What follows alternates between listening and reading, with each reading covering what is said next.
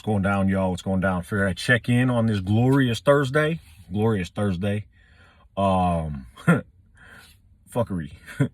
But it's to be expected. Y'all have been in this game for some of you a year, some of you a year and a half, some of you 2 years, some of you 2.5 years.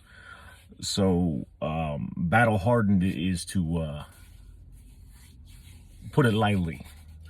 The market today does not portray what is going on behind the scenes. I could just say that. I threw a tweet up a little bit earlier. I saw like 3 or 4 different calls today. Space calls on Twitter. I don't even remember who was hosting them. It was a bunch of different people.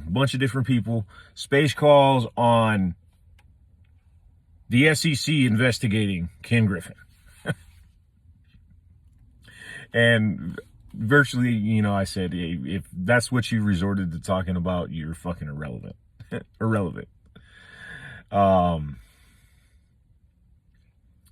SEC investigating Ken Griffin is like DOJ investigating Hunter Biden.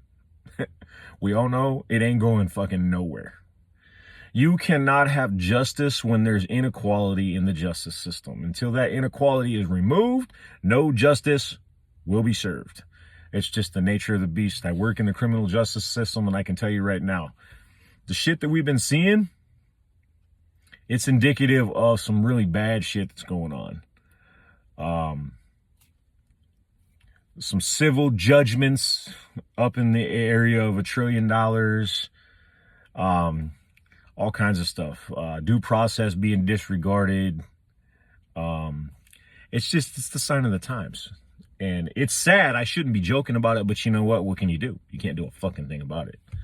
You cannot do a fucking thing about it at this point in time, other than on November 8th, go to the polls, bring a friend, bring a friend's friend, bring their mamas.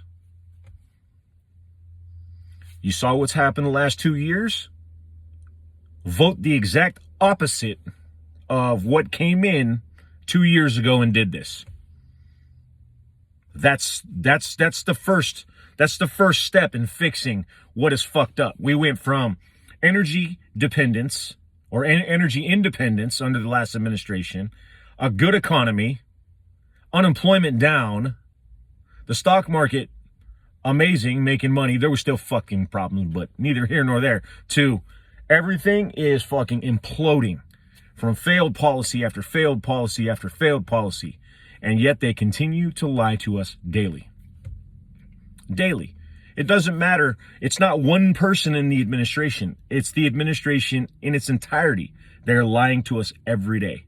Every day. Every single person involved. Every time they speak, they're lying. We've caught them in it numerous times.